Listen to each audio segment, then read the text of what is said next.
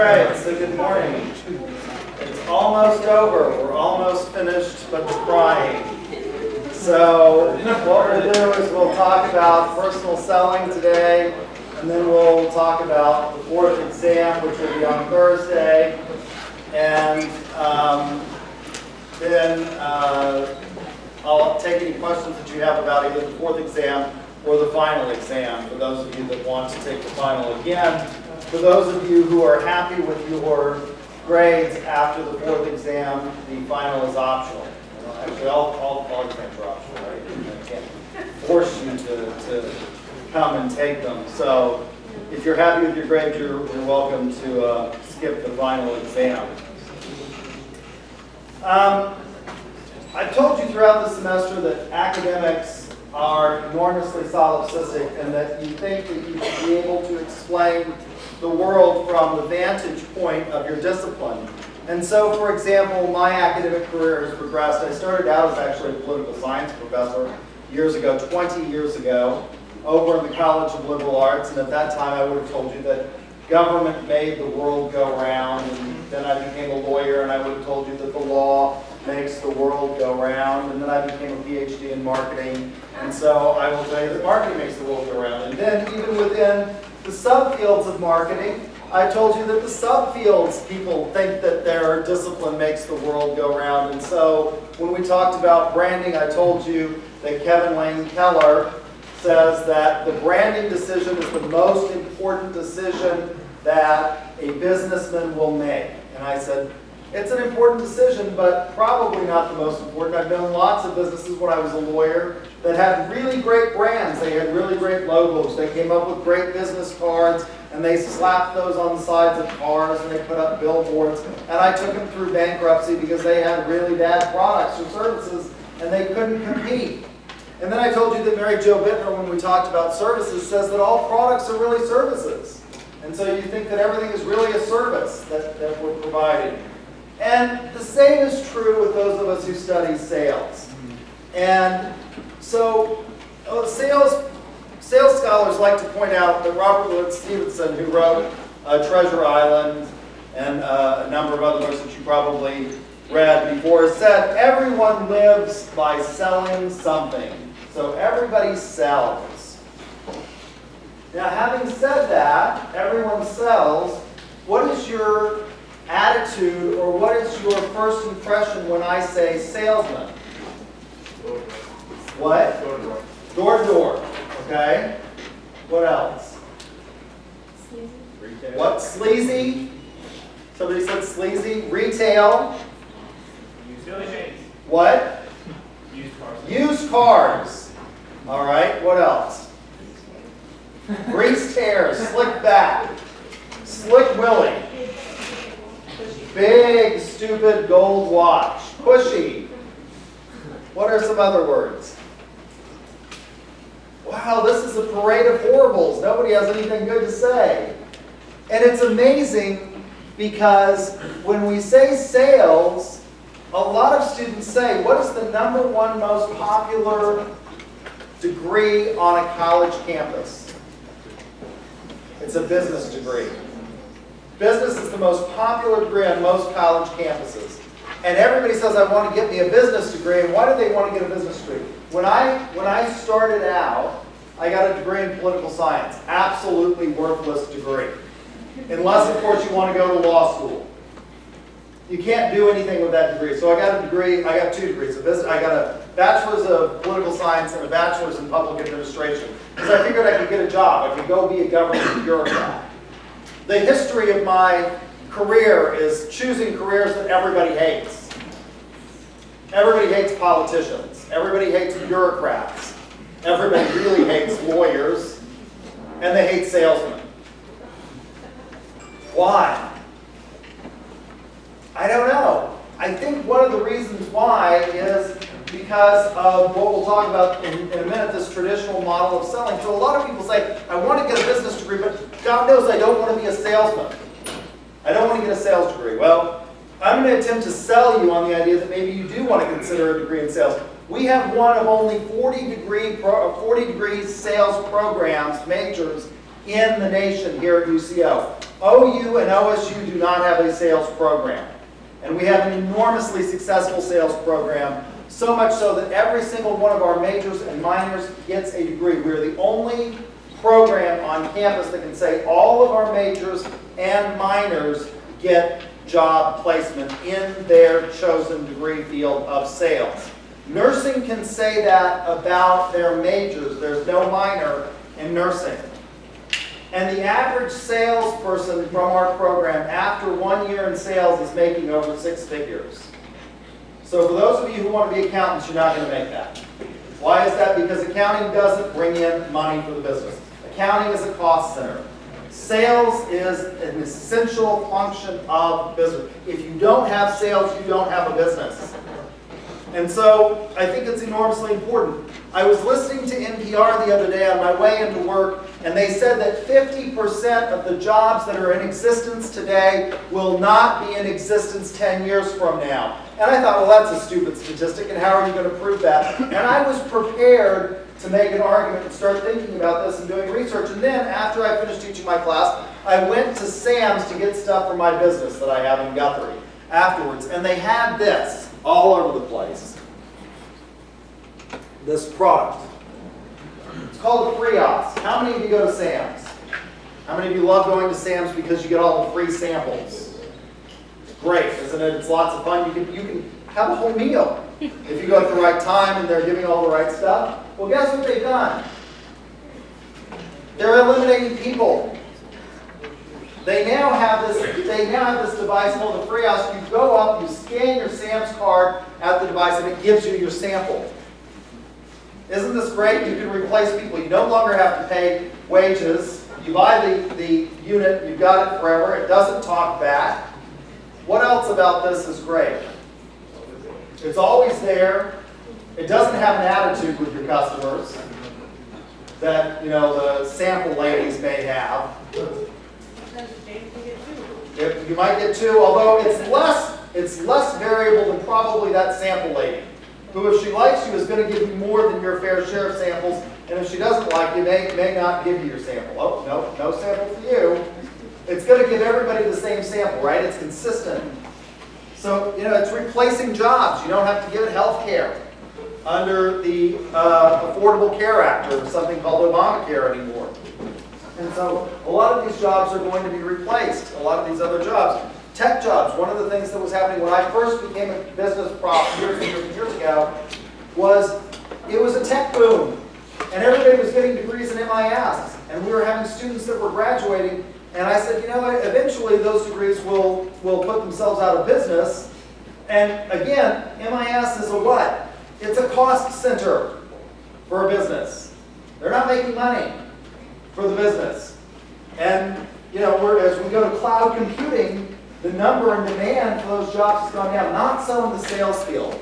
We still need salespeople. And we need salespeople, particularly in business-to-business sales. And so we have more sales jobs every day calling Professor Kaiser and I, asking us if we have more students than we have products to give them. And so it's a really good opportunity. It's one of the few careers that you can choose that you can set your own salary. You want to make more money? One of my friends who's a salesperson for US Foods, Adam Tucker, says, if I want to make more money, I go make more calls.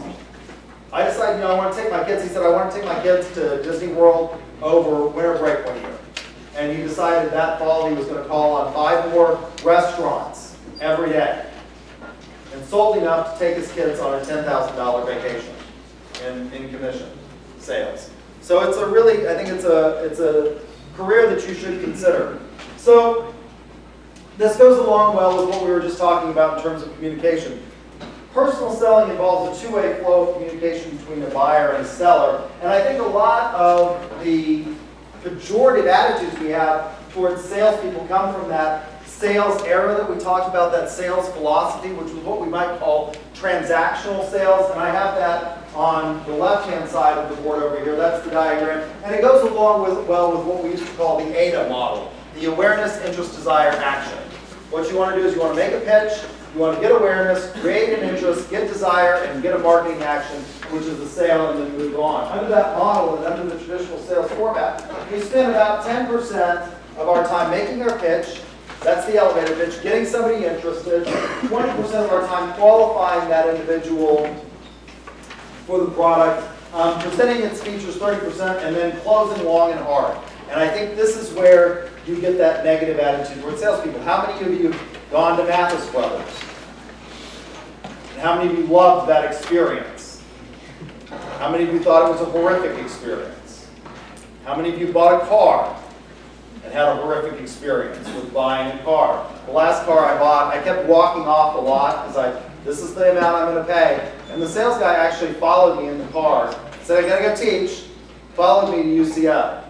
That was that traditional, get you interested, make my pitch, and then close long and hard. What we've done in what we teach you in our sales program is we reverse or invert the pyramid, and we focus on relationship selling, where it's more about building relationships and rapport, because customers have a lifetime value. It is easier to keep a customer than it is to go prospect for new customers. So we spend a lot of time building rapport and relationship with our customers, listening to them, identifying their needs, then presenting our products, and then reassuring and close. And so the close is the least amount of time that we'll spend. I gave you a social styles handout. Again, this goes along with what we were talking about in communication. Only 25% of the people that you come into contact with every day, and one of the things that we spend a lot of time in our sales program talking about, is telling you about how you communicate with people. Only 25% of the people that you come in contact with every day will have the same social style that you have. And so it's important to be able to recognize different social styles. And we get a 2x2 matrix where we focus on whether or not you're assertive, it's an assertiveness scale or a responsiveness scale. So you can take this self-assessment of social style and figure out what social style you are on the social style map. I can tell you I'm a driver. I don't think that should come as any surprise to you. And so you learn to recognize what people are saying in the program. There are 4 basic social styles. Analyticals, they are less assertive. They are good technical specialists. They like organizations and structure. They think about things. They ask very specific questions. You have drivers. These are people like myself who like to make decisions, take action. They're high assertiveness. They like control. Then you have amiables, which have high responsiveness levels. They like to build relationships. They're low on assertiveness. They're slow in making decisions. And finally, you have expressives. They're spontaneous. They like involvement, engagement. They're high on responsiveness, but low and high on assertiveness. And they're good at expressing themselves. You find them a lot in fields like sales and in theater and things like that. And so we teach you about how to communicate effectively with people that may have different social styles than you. Personal selling is enormously important for business, and it's a good way to get promoted within a business, because again, businesses rely on generating money. And salespeople, to that extent, focus on and function and perform 3 important roles in the business.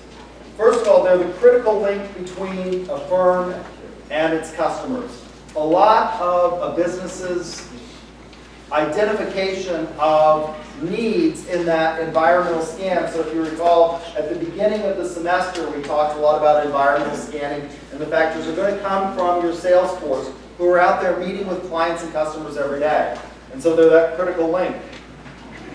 They are the company in the constituent's eyes or the customer's eyes. These are the people that you deal with. And so they are the face of the company to the customer. And then finally, they play a dominant role in the marketing program. It's a good way into top management. Again, accounting, legal don't generate money. It's salespeople that generate money for the business. So salespeople create value, even though we have this tendency to be resistant. And I think one of the reasons that we have a tendency to be resistant towards salespeople is when we meet new people, it's a basic physiological reaction that we have, which is what? What's that psychological reaction that we have when we're sort of accosted or we meet somebody new? What's that instinct called? It's a primordial instinct, by the way. Fight or flight. And so I think that there's a lot of people who you automatically think are going to be taken by a salesperson. But they do create value. They ease the buying process. Think about this. What is it that realtors provide for both buyers and sellers? How do they create value for this process? Okay, they're a mediator. They also provide facilitation of things. What do you have to know about if you want to sell real property? There's something in the United States called the statute of frauds, which requires that all transactions in real property be evidenced by a writing. Right? This is complex. It's a contract. So what are they doing? They're providing value by they know what you have to have in terms of the correct forms. What else do they provide? Well, once you buy that thing, you want to have proof that you own it. So they arrange for things like title and abstracting. So they ease this buying process. Now you can do it on your own, can't you? A lot of people do list their homes on their own, and then they end up usually getting a realtor because they don't understand things like in Oklahoma, we're one of the few states, and realtors will know this, that requires an abstract for you to get title insurance. And so you have to go through an abstracting process. And so they ease this buying process. They create customer lifetime value. A big movement is now in terms of partnership selling, where buyers and sellers actually combine their expertise. In the company that I worked for, we actually did this. And so we would actually embed educational specialists in schools with the schools that were hiring us to develop learning management systems for them so that we could work with teachers on a day in and day out basis, oftentimes for an entire semester, to do things like determine what kinds of skills and knowledge base that their students were lacking, so that we could design an effective learning management suite for them. And so we would actually do that. We would actually have some of our educational specialists who were EDDs or PhDs go out and embed with the schools and talk about teachers and go out and look and see how they're teaching classes. There are a number of forms you need to know for the exam of personal selling. The basic form is order taking, and this doesn't involve a lot of sales in the traditional sense of what we think of. There are two types. There are outside salespeople and inside salespeople. They generally process routine orders and do very little traditional selling in terms of actually presenting features and products. They usually deal with basic products with few product options. And then we have order-getting salespeople, and these are the ones that we think of in a conventional sense that go out and identify customers, provide information, and try to persuade people to buy their products. A big movement in the sales field today is team selling, because in particular in the business-to-business world, products have become so complex, it oftentimes takes a team. So for example, when we bid insurance for the university, when I was in the office of the legal counsel, we used to do this. They would come in and they would actually have a team that would talk about the way they're going to ensure that we comply. So they'd have a compliance person that would come in and talk to us. So they would have the main salesperson that would come in and talk about how we're going to come and bid the process and come up with a cost per employee for insurance. But then they would also have people that would be claims specialists that would come in and talk with us and meet with HR and tell them about how they could facilitate the claims process for our people, and then compliance people who would also then meet with us in the legal department and explain how they were going to ensure that we met with certain requirements like ERISA, the Employment Retirement Insurance Securities Act. So team selling has become an important aspect of the sales role. The selling process begins with prospecting. Now this is the part that's really hard for most salespeople, is prospecting. Why? Why is prospecting really hard? Yeah, and it involves what?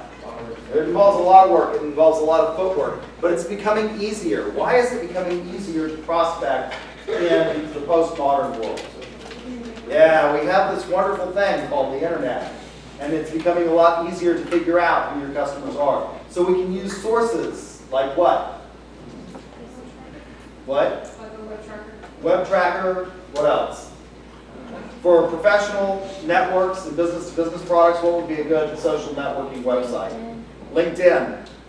What else? Facebook. We talked about the power of Facebook can be important. And so it starts with prospecting. That's really difficult, but it's getting easier.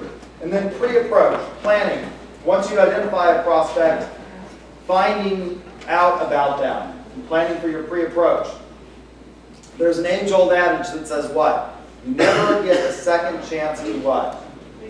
Make a first impression. And that's critical in sales. And so understanding and looking for these cues as to what maybe your prospect's social style is going to be. Looking on Facebook, seeing what you can learn about them so that you can make that first impression. That's really important. One of the things that's kind of interesting is students overwhelmingly tell me that their first impression of me is negative. And yet I have one of the highest student evaluation rates. Why do you think that is? In the department and in the college. You have an entire semester to get used to me. Not so much in sales. They can tune you out, right? You have to take this class. How many of you, this is a required class for your business major? Most of you, right? There's a limited number of people that teach it. So planning on that pre-approach to make a good impression. Then approaching the prospect and making your presentation. Finally closing, and then follow up after the sale. Service is becoming a huge part of most sales, including and especially in business-to-business world. It's becoming enormously important in focusing on those sales so that you can continue to have good customer lifetime value and you can keep those customers for a long time. Sewell Cadillac in Dallas, you will actually see people, the guy's written a book on this called The $325,000 Customer. And you will see people in Oklahoma City driving Sewell Cadillacs because they are so good at service after the sale and not being seen as traditional car salesmen. And Mr. Sewell says that actually, if you think about it, if you count into the equation the word of mouth that they get from the average customer, so lots of people will actually drive to Dallas from Oklahoma City to buy a Sewell Cadillac. He says the actual customer lifetime value of a customer that's well satisfied for Sewell Cadillac is $325,000 for the Cadillacs they will buy, but it's $1.5 million in the referrals that they will get. And so it's enormously important to focus on that service after the sale. And that's something that we didn't see in the traditional sales model where it was about making that sale, moving on to the next person. And so that's one of the things that we focused on. All right. So I want to make sure that we have enough time to do the review. So if you want to bring your devices up so that you don't have to watch the entire video, you're welcome to do that. I'll stop the video for a minute and then we will talk about the fourth exam. And if you have any questions, I'll define it. All right, everybody got it up here. Good. Social styles. All right, so the exam that covers the pricing chapters is the most difficult exam that we give. There are 10 word problems on the exam that you have to actually calculate. You may use a calculator, not your mobile device, for those calculations. So there are 10 actual word problems. This is the hardest exam that we have for the semester, is the ones that cover the chapter on pricing. So you need to be able to calculate a final price. So you need to know what the price equation is. You need to understand the concept of value in pricing. And that includes a number of things such as reference value,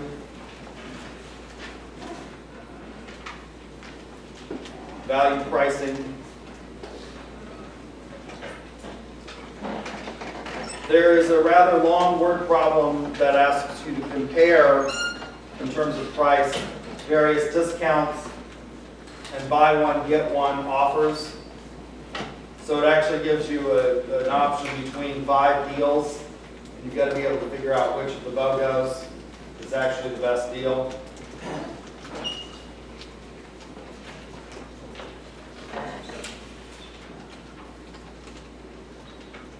You need to know about the various pricing objectives, such as market share,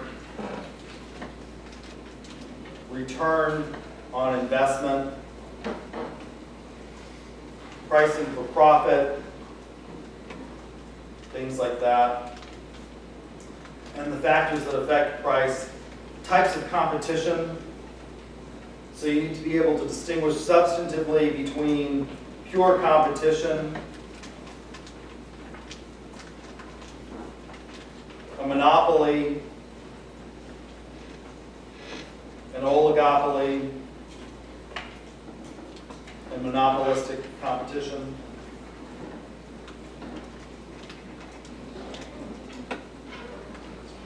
There's a question that asks you to calculate total revenue for a firm.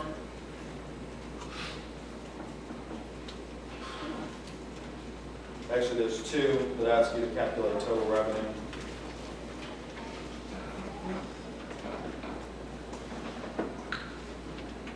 There's a question that asks you to calculate average revenue per unit.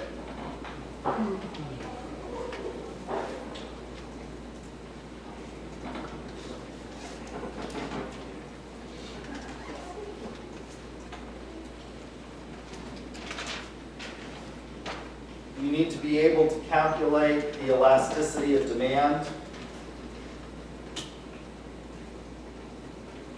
There are two questions that ask about that. So you need to be able to distinguish, calculate between elastic, inelastic, and unitary demand.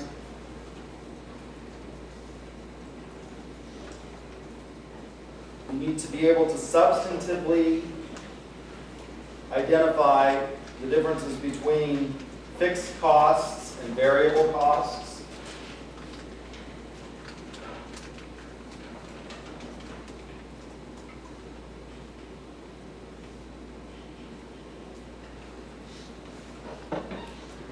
There's a word problem that asks you to calculate break-even point.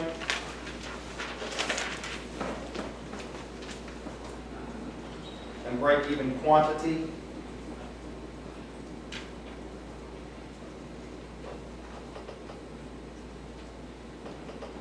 Then you need to be able to distinguish substantively. There are a number of substantive examples that ask you about, for example, the Apple iPhone. We talked about this in class. What kind of pricing policy they used or strategy they used when Apple was first released. I think I told you I had friends that ran out and were the first in line to buy it. What's that called? So the difference between skimming, penetration, pricing, things like that, customary pricing models, price lining,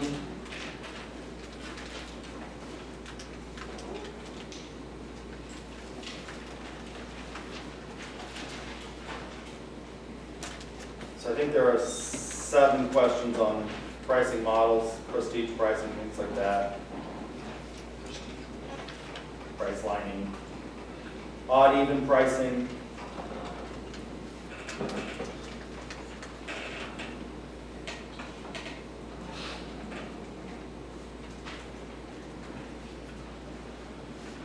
also yield management pricing, and what types of industries engage in yield management. That would be airlines, hotels, car rentals, things like that.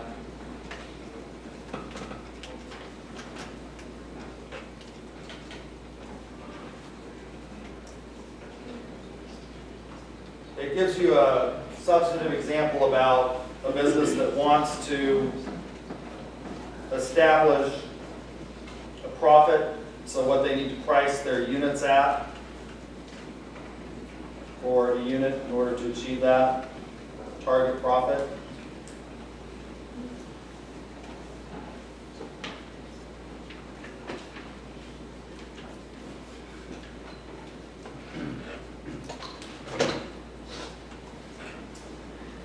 You need to know the elements of the promotional mix and how they're used.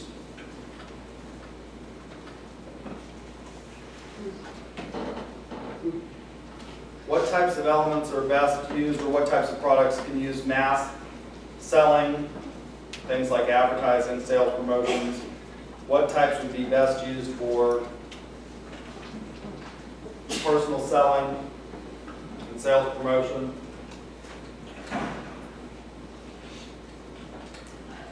What are the advantages? You need to know the advantages and disadvantages of each of the types in the promotional mix. So advertising, you reach a lot of people from a television ad.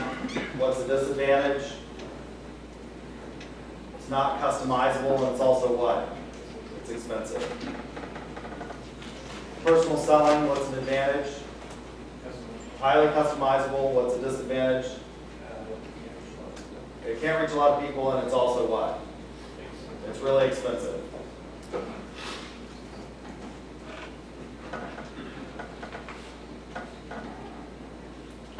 How the promotional mix depends on the product's characteristics.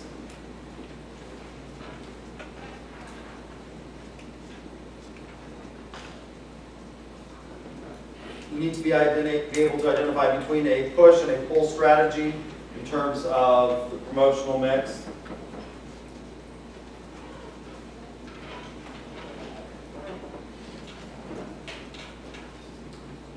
Identify an example of the various types of selling, transactional, partnership, selling, things like that. Outdoor order taking, inside order taking. Missionary. Your text talks about missionary. We find missionary in a lot of pharmaceutical sales. Why is it called missionary? They're not actually selling, are they? When they go meet with doctors, they're not actually selling the product. They're trying to get the doctor to do what? Prescribe the product. Team selling. And what happens at various stages of the sales process. And then there are 3 free questions that you just have to answer as directed on the exam, or 3 questions, so that's a total of 6 points. On the final is comprehensive. So Thursday is the last day of regularly scheduled classes, and the next week we have finals. You do not have to show up for any class other than the final exam period if you want to take the final. There are no regularly scheduled classes during finals week. So if you want to take the final, look at the UCO schedule. I can't remember when the final is scheduled here. I also put it on the syllabus in D2L. It will be 25 multiple guess questions as opposed to 50. So it's only 20. It's an easy breezy, beautiful multiple guess process. Comprised of questions that you've already seen from the previous 4 exams. So do you have any questions about exam 4 or the final? Yes, sir. Yes, if you take the final and you do worse on it than any of the other exams, I will drop the final. It will not count against you. Yes, sir. So exam what? 4.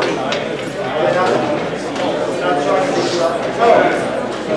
after you take it, I will upload them as quickly as I can. I usually get them up the same day.